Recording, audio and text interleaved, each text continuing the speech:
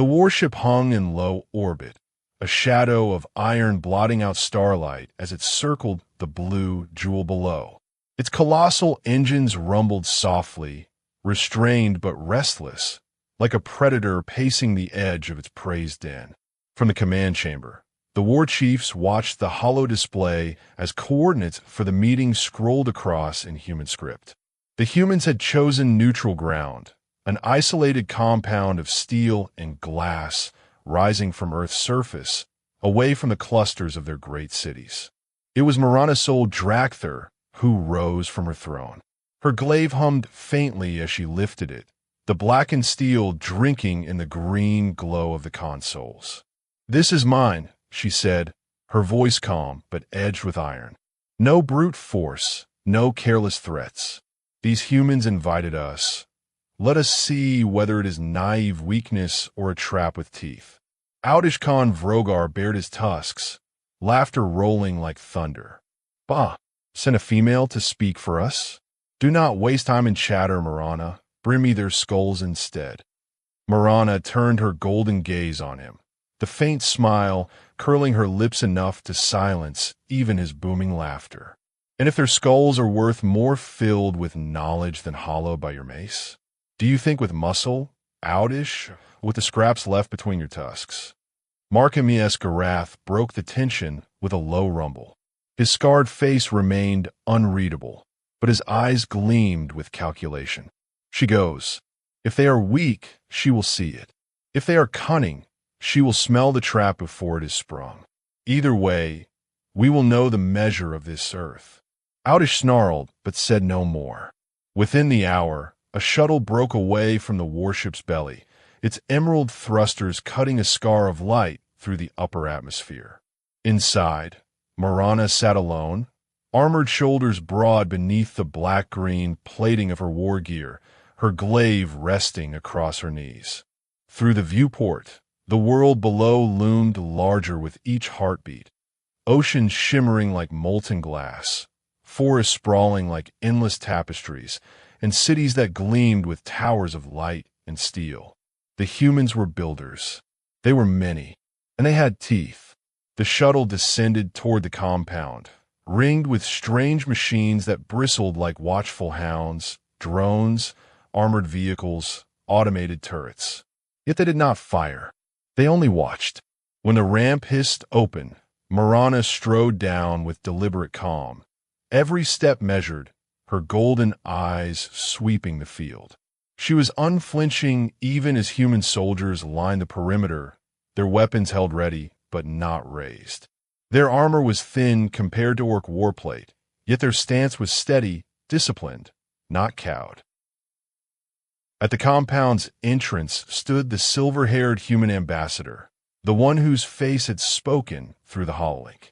He wore no armor, no visible weapons, only a tailored suit of dark fabric that caught the light with understated elegance. Yet his eyes, those strange, silver eyes, met hers without flinching. He inclined his head in greeting, neither bowing nor showing deference. Mirana Sol Drakther, war chief of Valgalish. "Welcome to Earth." Mirana studied him in silence, tusks catching the dim sun, her glaive humming faintly as if impatient for blood. When she finally spoke, her voice was a low growl, edged with both mockery and curiosity. "You speak my name as though you have a right to it. Few outside Valgalish dare. Tell me, human, do you greet all predators at your door, or only the ones you think you can tame?" The human's lips curved faintly into a smile, though his eyes remained unreadable. "We greet those who knock, and those who don't, we make sure never return." For the first time, Mirana's own smile deepened. This one at least had teeth. Mirana strode forward, her glaive drifting beside her, its blackened edge catching the sunlight in cruel reflections. Every human soldier along the perimeter stiffened at the sight of it, an unspoken reminder that she came armed with more than words. Yet her eyes were not fixed only on their weapons. They flicked, sharp and calculating, across the field of armored figures, the drones humming faintly above, the subtle movements of hidden snipers tucked away where they thought unseen. Efficient, disciplined. She could smell the tension, taste the readiness. These were no cowards. And then there was him, the silver-haired human who dared meet her gaze without trembling. His hair glimmered in the daylight like spun moonlight, his strange silver eyes sharp but not hardened by endless war. Unlike the hulking brutes of her own kind, his frame carried no overgrown muscle or brute force. He was healthy, lean, poised, like a blade made for precision rather than raw crushing power. Not brutish, she thought, her tusks brushing faintly against her lip as the corners of her mouth tilted into the smallest of smirks. Not like Mark MES with his tree trunk arms, nor Audish with his thunder fists. This one is different. Sleek, watchful, with a face carved for cunning, not carnage. A beast of another kind. The thought stirred something dangerous in her chest. A hunger not of flesh, but of conquest. She had always despised the oafs who roared and postured, their strength loud, but predictable. Here was a figure who did not need to shout to command. His hair and eyes reminded her of the fluffy white beasts she had seen kept as pets by other intelligent species across the stars. Creatures prized for their beauty and grace, yet still quick to bare claws if pressed. She liked that, and it only made her want to conquer him more. To see whether this human, so unlike her kin, would break easily or if he would bare hidden fangs once pressed. Her gaze slid briefly to her own guard. Hulking orc soldiers in warplate, axes strapped across their backs, eyes darting across the humans with suspicion. She gave no signal, but they tightened formation instinctively, their tusks bared just enough to show vigilance. Good. They were alert. They understood that the silence of this compound could shatter in an instant. Mirana let her glaive drift closer to her side, its edge humming faintly, glowing as though feeding on her thoughts. The weapon's twin blades gleamed with such intensity that the nearest human guards flinched despite their training. She allowed herself the faintest of smiles, tusks glinting in the sunlight. Let them stare. Let them remember that while I walk in peace, I bring the storm with me. With steady steps, she crossed the threshold into the compound, the human ambassador waiting within. The air felt different here, cooler, charged, as though the walls themselves held their breath. And with every heartbeat, her mind circled back to the silver-haired figure. Pretty eyes, she thought, almost amused by her own whisper of vanity. Perhaps when the clans rise to claim this world, I will keep this one alive. He will make a fine trophy or a finer pet. The chamber smelled of iron and polished stone. Mirana's glaive hovered a handspan from her shoulder, its edge catching the light like a silent threat. The human guards stiffened as she entered, but she only allowed herself a faint, knowing smile. At the center of the room, the ambassador stood waiting. His silver hair caught her eye again, a reminder of those soft, docile beasts the lesser races treasured as companions. Not brutish like her male counterparts, leaner, sharper. All the more reason to test him. Ambassador, Mirana said, her voice steady, almost disinterested. I hope this meeting is not a waste of my time. I am not in the habit of leaving my war hosts waiting. The human inclined his head, unshaken. Nor am I in the habit of entertaining guests who arrive with blades floating at their side. A flicker of amusement passed through her eyes. So he has a tongue. But aloud she replied, a weapon kept close is simply honesty. It tells you I am prepared, and that I do not expect civility to last forever. The human man chuckled as he met the eyes of his guest. Then perhaps, the ambassador said smoothly, you'll be pleased to know humans are quite skilled at civility when it is returned. Mirana's gaze lingered on him, searching for cracks in his composure. She tilted her head slightly, the glaive tilting with her. Civility is an illusion, ambassador. Let's see how long yours lasts. The doors of the compound's inner hall opened with a slow groan. and Mirana stepped into a chamber thick with authority. Long tables curve in a half-moon, seats already filled with the leaders of Earth's mightiest nations. Their flags stood tall behind them like painted shields, though Mirana could see the same hunger in every pair of eyes. Bankers whispered to each other across gilded notepads. Business magnates adjusted their suits, their jewelry glittering in the lamplight. Behind their masks of civility, she smelled the same thing she always smelled before war: fear. The ambassador gestured gracefully toward an empty chair across from him. War Chief Mirana, welcome to Humanity's Council. She did not sit. Her glaive drifted closer, its blade humming softly in the stale air. Her gaze passed over the assembled humans, lingering on each one long enough to make them shift in their seats. They had called this gathering urgent, yet she knew the masses outside these walls remained blind to it all. Civilians going about their lives, unaware that their fate was already being decided in secret. Curious, Mirana said at last, her tone low but sharp. I see kings, presidents, bankers, men of business, yet I do not see the people. Do you always keep your flock in darkness while you barter away their future? A ripple of unease passed through the room. The ambassador alone held her gaze. They elected us to speak for them, he replied evenly. This is how humans maintain order. Mirana smiled thinly. Order or control? She thought. To her, there was little difference. Mirana finally let herself sink into the offered chair, though it felt more like lowering herself onto a battlefield than a seat of diplomacy. The humans around the table shifted in subtle, telling ways. One minister leaned back stiffly, jaw tight, as if the mere presence of an orc disgusted him. A general's eyes narrowed, calculating, already measuring her as either enemy or ally.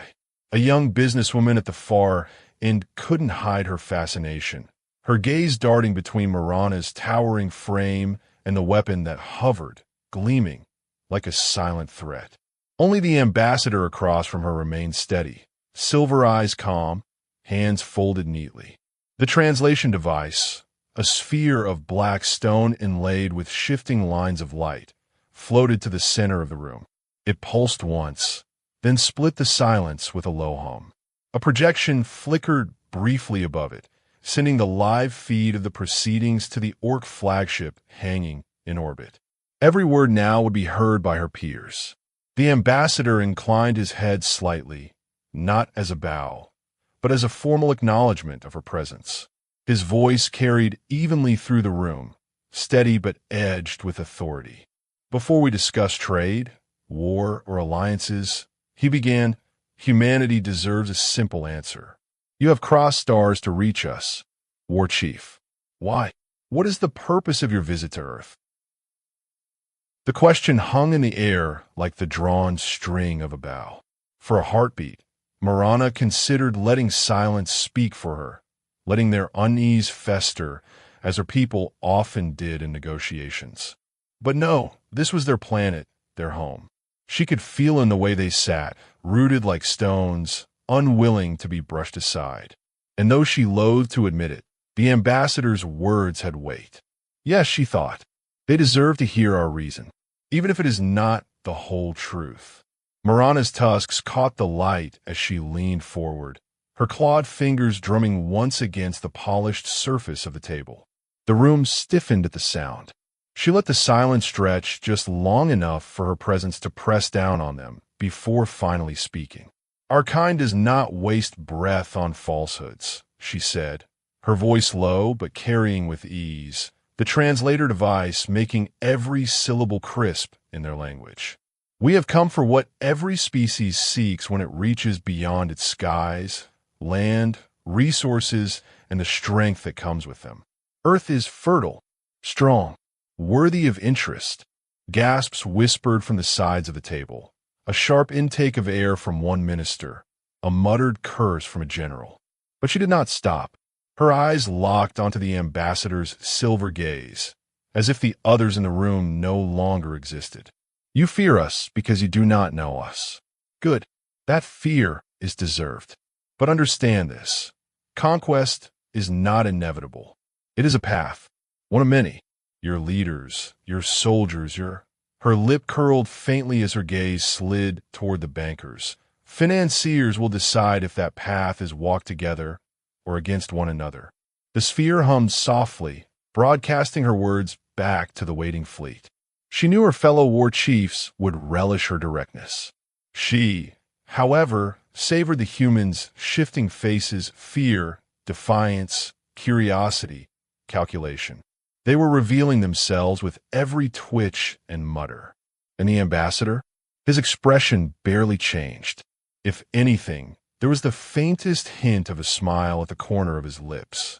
The ambassador leaned back in his chair, fingers steepled beneath his chin. His silver eyes didn't flinch from Mirana's tusk-shadowed glare.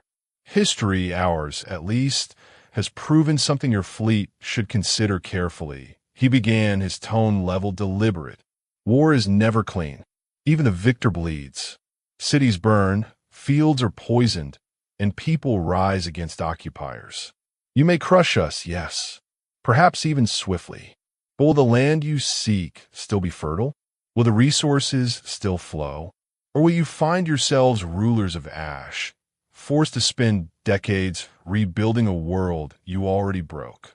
Several of the human leaders exchanged looks and nodded, murmuring their agreement.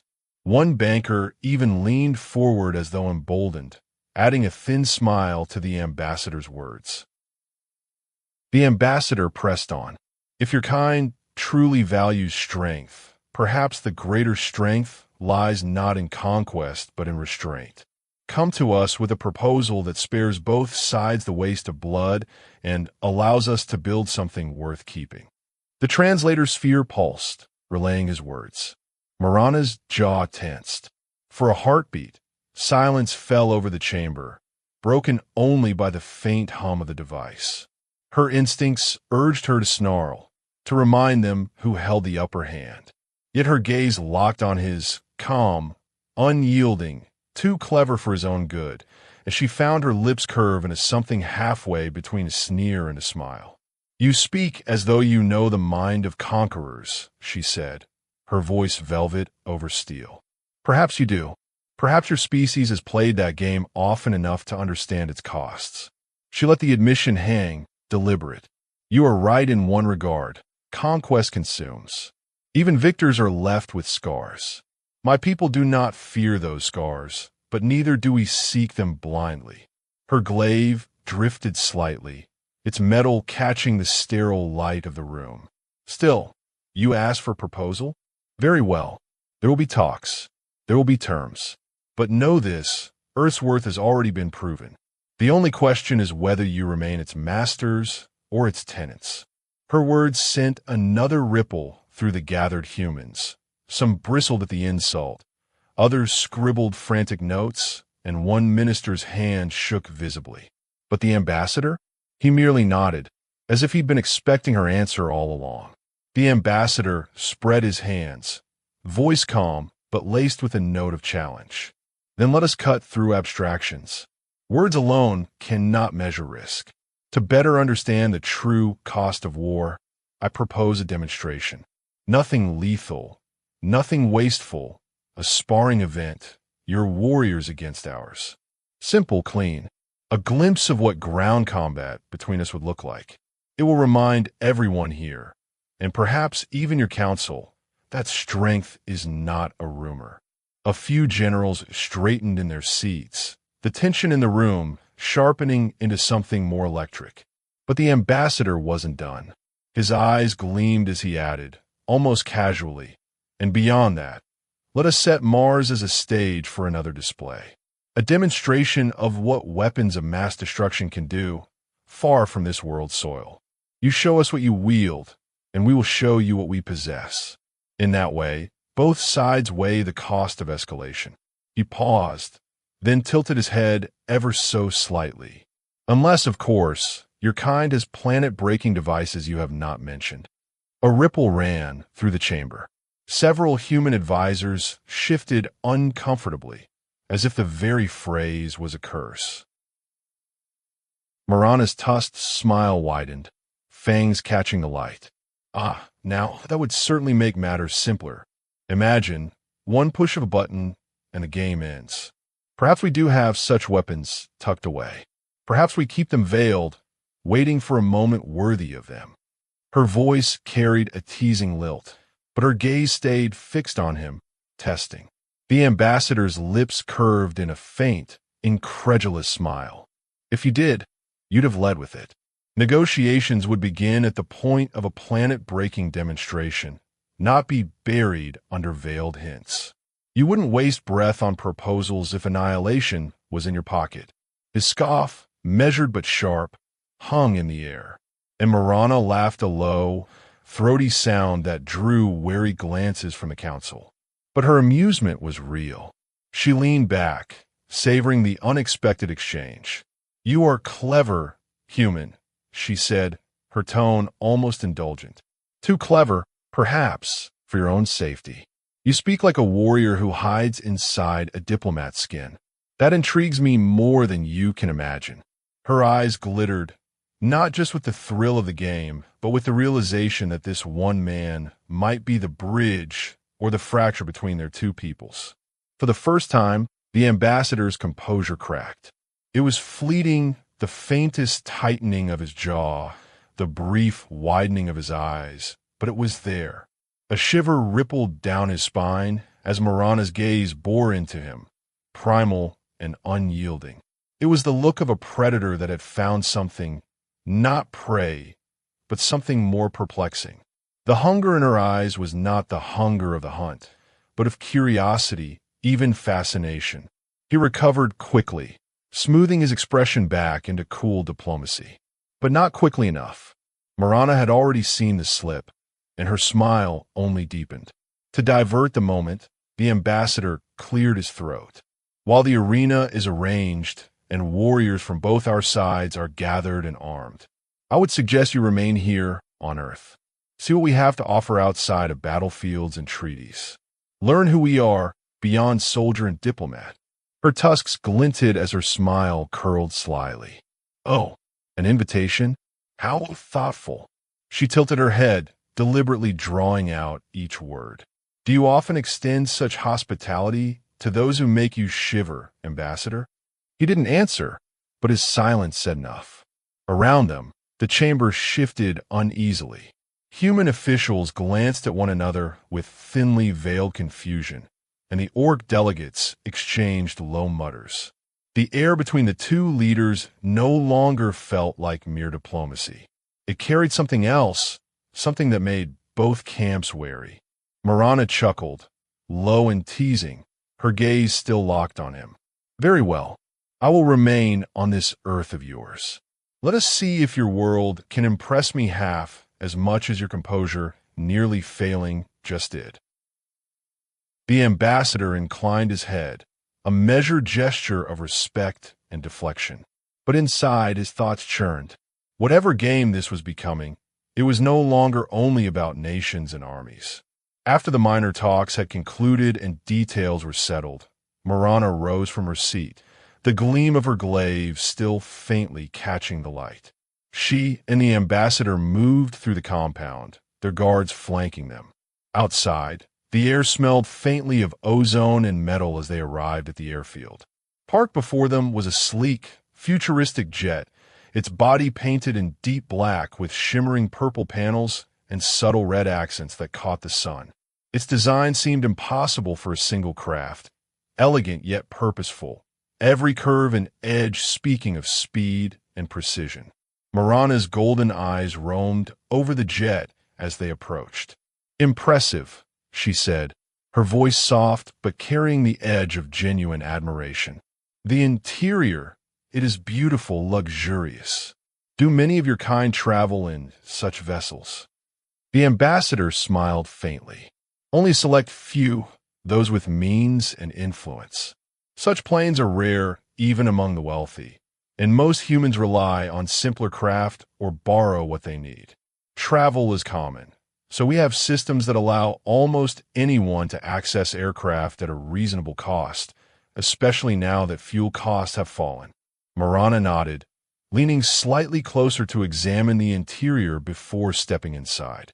The cabin exuded comfort, with plush seating, wide viewing panels, and a subtle glow along the edges that highlighted every line and surface. It was unlike anything she had ever seen on her world. "Fascinating," she murmured, trailing her claws lightly along the smooth panels. "My people never travel such distances unless for war or conquest. Most remain near the lands of their birth, and even the richest cannot claim such personal transport. You make it seem natural, though." The ambassador's silver eyes followed her, calm and measured. "It is natural to us because we must be mobile. Earth is vast, and movement is essential for trade, diplomacy, and personal ambition. This is luxury, but it is an option. Simpler craft exist for the rest, allowing travel without the extravagance you see here." Mirana leaned back into one of the seats, letting herself take in the cabin fully. "Your world is ambitious," she said quietly, more to herself than to him, though her eyes never left his.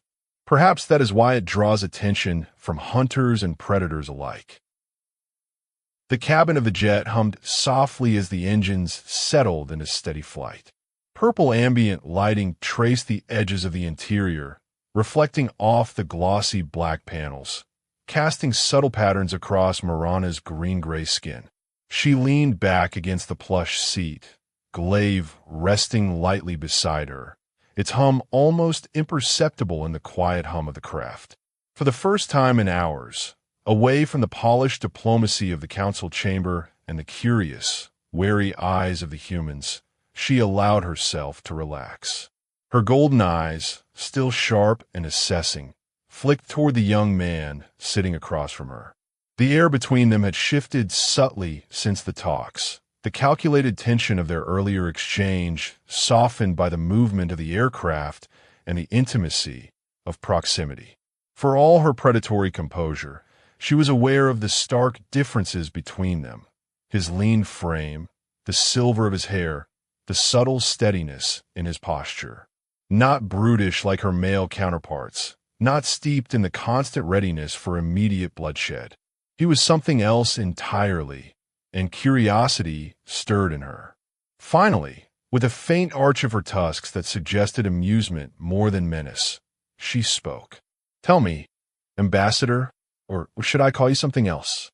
Are you truly named Ambassador, or is that simply a title you were born to?" The young man blinked, the corner of his mouth lifting in the barest of smiles. "No, I'm not literally Ambassador. My name is Ethan Hastings." His voice was calm, measured, but carried the subtle warmth of someone unaccustomed to constant threat. "Ethan will do." Mirana's smile widened slightly, tusks catching the light. "Ethan, then. At least I know I'm speaking to a man, not a title." A comfortable silence fell between them for a moment, the kind of pause that invited curiosity. Mirana's curiosity was deliberate, sharpened by centuries of strategy and experience. "Tell me, Ethan," she said, leaning forward just enough to accentuate her intent. "Do you have family? Blood kin?" Ethan hesitated, then nodded. "Yes, I have one sibling and several nephews and nieces. My fiancée lives with me here, and both my parents are still alive, though they are settled comfortably elsewhere." He spoke plainly, as though offering simple facts, yet Mirana could sense the subtle pride and warmth behind the measured tone. Mirana's golden eyes softened, though only faintly, and she returned the gesture in kind, her voice carrying a quiet weight. "I, too, have both my parents. They are elders now, attending to the matters of the clan while we wander the stars. My siblings are still young, not yet ready to leave the safety of their training grounds in the Abyssal Valley. Their skills are only beginning to be tested against the challenges of our harsh world." Ethan inclined his head slightly, acknowledging the parallel, the shared sentiment despite the gulf of their worlds. "I see. That must be difficult, knowing they're so far from the paths you walk." Mirana's tusks flexed as she smiled faintly, the corners of her lips lifting with a touch of humor. Difficult, perhaps, but expected. Strength is not given freely. It is forged, as it always has been. And sometimes, she added, letting her voice drop into something sharper, the forge is harsh enough that absence becomes a teacher. Her gaze lingered on him, calculating, measuring. The pause that followed was deliberate, allowing the question to land with subtle weight. And you, Ethan, have you seen real war? The kind where blood paints the land, where fleets clash, and tens of thousands fall beneath your eyes. Ethan's expression faltered ever so slightly, a faint tightening around his eyes. No, he admitted. I was raised in a protected environment my entire life. I have never known true war, only the concept as it is recorded, simulated, and studied. I cannot say I have ever witnessed what you describe. Mirana laughed, a low, throaty sound that filled the cabin.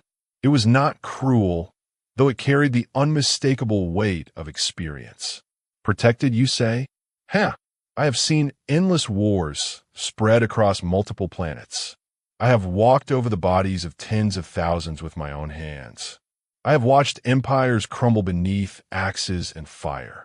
You live in a cage of comfort, human, while the universe bleeds beyond your reach.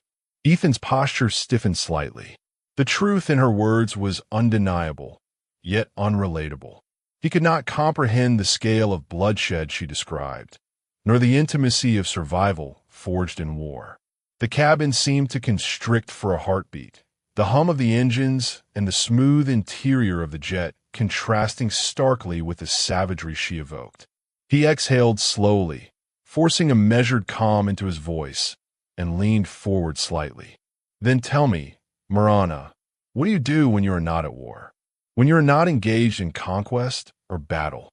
Her tusks curved faintly as she leaned back, letting the question hang in the air. Her golden eyes danced with mischief as she replied, deliberately teasing. Breeding. Ethan froze mid-breath, his silver eyes widening just slightly, caught entirely off guard by the bluntness of her statement. He blinked, attempting to reconcile the words with the warrior before him, the predator whose glaive hummed faintly beside her. I beg your pardon? Mirana laughed again, a soft, teasing sound that rippled like velvet over steel. Ah, do not mistake my humor, human. My species has low fertility rates. The process of producing a single child is arduous. It requires careful effort, attention, and sometimes years of waiting. When we speak of breeding, we speak not of pastime, but of careful preservation of our line. Her eyes glimmered with a sharp edge as she continued, letting her voice soften slightly into a more personal tone. I have no prospective mates. Most who reach my strength and skill are too old to attempt pairing or are otherwise engaged. I do not share mates. The continuation of my line is mine alone to manage. Ethan's gaze did not waver, though his mind raced. He sensed her teasing, but beneath it was the weight of a reality he could scarcely imagine, a life governed by strategy, survival, and the meticulous preservation of a species whose reach extended across stars. The contrast between his upbringing and hers had never been more tangible. Mirana observed him closely, noting the way he processed each detail, each revelation. His silver eyes remained calm, his composure intact, yet she could sense the subtle unease, the shift in the rhythm of his breathing. She allowed herself a small, predatory smile, tusks catching the soft glow of the cabin. You are different from the others, she murmured, more to herself than to him. Not brutish, not driven solely by hunger or fear. There is something calculating beneath that calm, something worth watching. Ethan cleared his throat, regaining some of his earlier poise, and let a faint, knowing smile touch his lips. And you, Mirana, are unlike anyone I have ever encountered. You wield power without hesitation, but there is a playfulness to your words that confounds me. It is rare to meet someone who balances danger and levity so closely. Her laughter, low and throaty, filled the cabin once more. Perhaps that is because I have seen too much of the world, human. Or perhaps it is because I am compelled to find amusement in the midst of the endless war. For the first time since the flight began, a subtle ease settled into the cabin.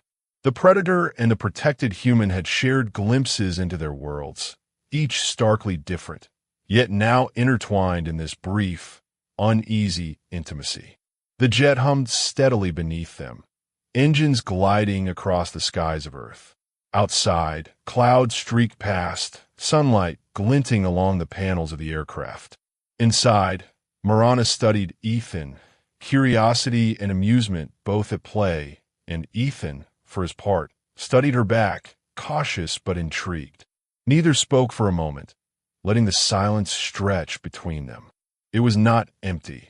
It was charged, a space heavy with unspoken challenges, mutual respect, and the quiet acknowledgement that the meeting of their worlds was only just beginning.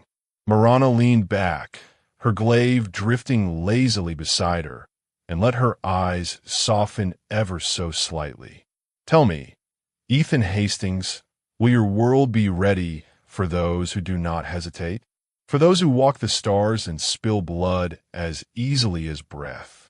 Ethan met her gaze evenly, silver eyes calm but alive with the awareness of the challenge. We will see, Mirana. We will see. The jet continued its flight, steady, inexorable, carrying two representatives of vastly different worlds toward a future that neither could fully predict. Mirana leaned slightly forward, her golden eyes catching the soft cabin light, tusks just barely visible as her lips curled in a faint smile. By the way, she said, voice smooth, deliberate, you mentioned a fiancée. What is she like? Ethan's silver eyes flickered with a subtle warmth, a shift in expression that did not go unnoticed. Ah, he murmured, the corners of his mouth lifting slightly. She is thoughtful, patient, practical, but with a streak of stubbornness that keeps me on my toes.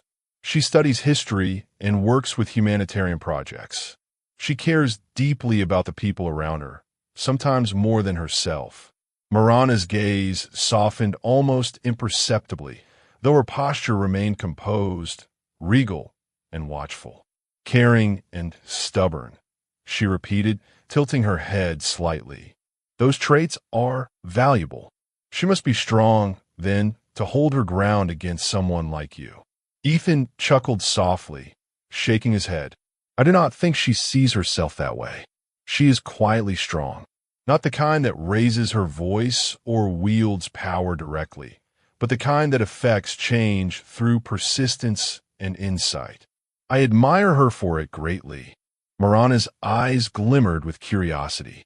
Quiet strength can be more dangerous than the loud and brutish, especially in times of challenge. She seems grounded, a stabilizing presence. She let her fingers trace an absent line along the edge of her glaive, thoughtfully. And you seem balanced despite all the chaos you face. Perhaps it is because of her influence, yes? Ethan's gaze softened, reflective. Perhaps. She reminds me to consider more than strategy or immediate advantage. Even in a world of complexity, she helps me see the human element, the people behind every choice. I think it keeps me from becoming too cold, too detached. Mirana tilted her head, tusks catching the ambient glow, lips curling in something almost like approval. I see. Humans have subtle power in ways my kind rarely appreciates. Strength is often measured by conquest, by the weight of one's hand, by survival alone. Yet she wields influence quietly, through reason, patience, and persistence. That is impressive. Ethan shifted slightly, a faint smile tugging at his lips. It is her nature. She is not driven by the desire for domination, as you or your warriors might be accustomed to, but by the desire to protect and improve. It is a different kind of strength perhaps one you do not see often among orcs. Mirana's lips curled into a slow, almost predatory smile, though her tone was teasing. Different, yes, but perhaps not weaker. One can learn much from someone who builds without striking, who shapes without cutting. There's a discipline there that is admirable. I imagine she keeps you grounded, yes? Ethan nodded, eyes bright with warmth. She does. I cannot imagine facing the world without her perspective. And it is not just about support. It is partnership, shared understanding, mutual challenge. She pushes me to be better. Mirana's eyes gleamed, a mixture of curiosity, amusement, and respect. Partnership, yes, is a concept my kind sometimes undervalues. Yet perhaps there is wisdom in it, especially among those who seek to survive not merely through strength, but through foresight. Tell me, Ethan Hastings, is she prepared for the kind of world we now face? For the shadow of those who hunt across the stars? Ethan's eyes hardened, silver meeting gold without hesitation. If she is not, she will be. And if we face what comes, we will face it together. Mirana's grin widened, faint tusks gleaming. Good. Then perhaps there is hope for your kind yet. The cabin of the jet shuddered violently, throwing Mirana slightly forward in her seat. Her glaive rattled against the side of the console, and the soft hum of the engines was punctuated by alarms blaring in sharp, urgent tones. Outside the broad viewing panels, streaks of light flickered like distant stars, but too erratic, too close. Enemies, a human agent shouted, her voice clipped and precise. Anarchist terrorists, armed and approaching fast. Jets closing in on our flight path. Mirana's golden eyes snapped to the window, assessing the threat. Her tusks flared as a low, feral growl rose in her throat. Every muscle in her body tensed instinctively. She leaned forward, fingers brushing the edge of her glaive. With a thought, the weapon floated into her grasp, the twin blades resonating with a soft, deadly hum. Her armor activated, shifting across her green-gray skin, plating itself along her shoulders, arms, and torso in layered segments that glinted under the cabin lights. The aura of raw bloodlust she exuded seemed to thrum in the air, palpable to everyone on board. Her orc guards mirrored her actions, activating their combat armor with mechanical clicks and the hiss of servos, weapons materializing or locking into ready positions. The human security team reacted with equal precision, guns raised, suits of lightweight armor sealing around them, energy shields flickering into life along their forearms. Agents moved with practiced calm, the synchronization of their motions revealing years of training and preparation. Outside, the enemy jets had begun to come into sharper focus. Black shapes with angular designs cut through the sky, their formation tight, engines glowing red-hot as they streaked closer. The tension in the cabin was almost tangible, thick as smoke. Even the ambient lighting seemed to dim in anticipation of the coming storm. Yet, in contrast to the heightened frenzy around him, Ethan remained calm. His silver eyes glimmered with an almost playful light, the faintest smile tugging at the corner of his lips. He did not rush to a weapon or tense unnecessarily. Instead, he leaned toward the desk beside him, sliding a tablet smoothly into his hands, his movements precise and measured despite the chaos outside. Mirana's eyes flicked to him, a mixture of curiosity and wariness mingling with her growing thrill. "You are calm," she remarked, her voice low and almost teasing, tusks just catching the light. Even with these intruders just outside our plane, most would already be screaming or panicking. Ethan's smile widened slightly, playful now, as if the threat outside were merely another challenge rather than an immediate danger. "I do not panic," he said smoothly, eyes meeting hers. "But if you wish, we could see how your skills measure against some human toys." Mirana raised an eyebrow, her pulse quickening in anticipation, her glaive humming in response to her bloodlust. "Human toys," she echoed, voice dripping with amusement and deadly curiosity. He tapped the tablet lightly, activating a series of holographic controls. Panels sprang to life along the cabin walls, displaying drones, automated turrets, and simulated weapon systems. The display expanded to show enemy positions outside, marked in red, overlaid with trajectory predictions. Weapons, targeting systems, automated defenses, he explained calmly. "We can test them together. I assume your kind enjoys a challenge." Mirana's lips curled into a slow, predatory grin. "I do indeed," she murmured, eyes glinting gold. The cabin seemed to grow smaller as her bloodlust mingled with her curiosity, the air vibrating with the promise of battle. She flexed her fingers on the glaive, the twin blades spinning faintly, humming like a living thing ready to taste conflict. Outside the windows, the enemy jets adjusted their formation, streaking closer to the blackened purple fuselage. Inside, humans and orcs alike readied themselves, the dichotomy of their reactions, feral anticipation and disciplined calm, intertwining. And at the center of it all, Mirana and Ethan sat opposite one another, predator and strategist, each reading the other, each preparing for a test far beyond ordinary combat. Mirana tilted her head slightly, tusks catching the dim cabin light. "Very well, human," she said, voice low and dangerous, playful and deadly all at once. "Show me your toys. Let us see if your world can truly defend itself." Ethan tapped another button, and the cabin flickered as automated weapon systems powered up, drones lifting into the air with quiet mechanical whirs. His silver eyes sparkled with mischief and challenge. "Gladly, and perhaps we will learn something about each other in the process." The jet rocked again, sharper this time, as the first enemy missile streaked toward them. Mirana's grin widened, and for the first time in this encounter, predator and human felt the exhilaration of imminent conflict, the air charged with anticipation, strategy, and bloodlust.